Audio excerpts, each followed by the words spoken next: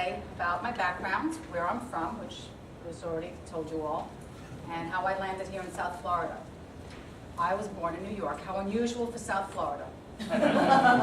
How many people here were born in New York? Okay, quite a good percentage. It seems like South Florida is just filled with New Yorkers. Everybody comes from New York and comes down here. However, I actually was raised in Manhattan, and there aren't too many kids that are actually raised in Manhattan. Of those of you New Yorkers, how many of you were raised in Manhattan? It's very rare to come across a fellow New Yorker here in South Florida who's actually raised in the middle of the city. The reason being is that families didn't really like to raise children in Manhattan. It's not really a place that most people would consider conducive to raising a family. So what most New Yorkers did is they moved out to the island or to the suburbs or to one of the boroughs and bought a house and raised a family. My father chose not to do that. He worked in Manhattan, and he decided that he didn't want to spend his life commuting 3 hours a day, sitting on a bus and or a train to get to work and back. It didn't make sense to him to lose that much valuable time when he could have been with his family. So he decided to stay in Manhattan and be home in about 10 minutes. I had the great fortune of having my father in my life every single day. At 3:40, my father ran a school, got out early. Unlike many people in that profession, he didn't go to a second job to supplement that meager income. He chose to come home and be with his wife and his children, and it was the biggest gift that anybody could ever have, to have a mother and father at home every single day, and early at that. Not, never seeing daddy because he's out till midnight trying to make a living. We made do with the little that we had, and we had a lot of love and just very, very fortunate. When I was about 5 years old, my father was offered an opportunity in Puerto Rico to work as a head of a program, an exchange program between teachers from New York and Puerto Rico. So he packed up the family, and here we were, this American family in Puerto Rico, and my parents did something very unusual. They took my sister and I, and they threw us into a Puerto Rican school. Now, most American families didn't do that. They sent their children to private school where they were surrounded by other Americans. So I was 5 years old, my sister and I, we're these little white American kids in a different culture, very unusual. We were the only Americans. And within, I don't recall, but within a very short period of time, could have been a few weeks, we were like little Puerto Ricans. We were fluent in Spanish. We were embedded in the culture.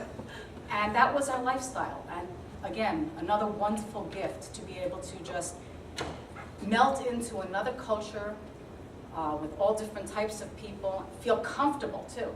At this stage, you can put me anywhere in the world with any group of people. I'm comfortable with that, probably because of that wonderful gift that I had. Being thrown in to just be able to get along and survive in another culture. We lasted in Puerto Rico close to 5 years and came back to Manhattan, where I continued to grow, and it was kind of a rough environment living and growing up in Manhattan, but again, it was a good experience, great experience. Stayed there till June of 1978.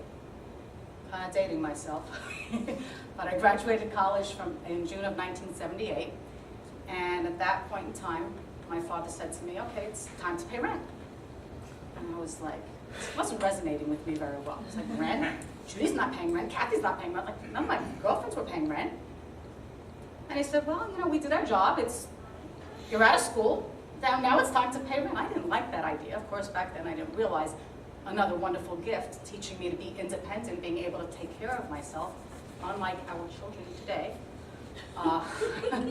However, yeah, that's what I'm hearing, that they keep coming back. They're done with school, or they're not in school, and they're still living off of mommy and daddy. I've got 3, and I'm not looking forward to that. I left the house. I decided, he said, I want rent. And he said, you don't have to pay me rent. It's okay, you don't have to pay me rent. But you pay me? Well, you pay somebody else. So I was like, well, I think I'm going to go pay somebody else rent because I don't want to pay rent to live in my own house. That didn't make sense to me. It made sense to my sister. She stayed in that house and paid that rent until she was 30-something, until my parents moved out. She stayed there, and she's still in that apartment today. She paid that rent in full. They moved out, she stayed. I decided at 21, I'm out of here. Moved to South Florida. I packed my bags, and here's where I came. I loved South Florida. I loved Miami. I loved the lifestyle. I loved that you could play tennis, 24 hours a day. I just like I like being here. So I packed my bags. I moved down here. I met the most wonderful man in my life. He's just like my father was. Still married to him today. We got married. He wanted kids right away. I was like, no, I think we need like a career or be able to make some money first before we have kids. He wanted a baker's dozen, no pun intended. I was not very maternal. I really didn't care if I ever had kids, but he wanted a bunch of kids. So I said, okay, I'll make a deal. I will have children, but we've got to wait at least 5 years until we at least have jobs. That might help, a career. So, and in turn, we waited 7 years.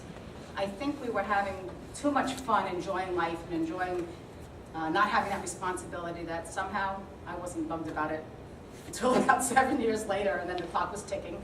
And so 1, 2, 3, I cranked them out.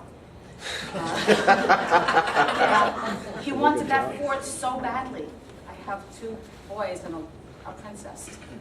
And he wanted a sister. He said, how would your life have been if you didn't have your sister? And I mean, I can't imagine my life without my sister. I only have 1 sibling. But you know what? I was like, you birthed 3 kids in a row and tell me you want to do this again. I don't think so. I was done. Anyhow, it's unbelievable. It's 27 years later, 3 kids later. They're now 16, 18, and 20, as Bruce mentioned. And not an easy job, as those of you who know have done it. But I've done my job, and that's how I landed in South Florida, where I started off in Miami, moved to Davie, then Plantation, now in Coral Springs. Who knows, maybe I'll wind up in West Palm in a few years, I don't know. But the bottom line is that I'm here to stay in South Florida. I love my life here, and I love being here. Thank you very much.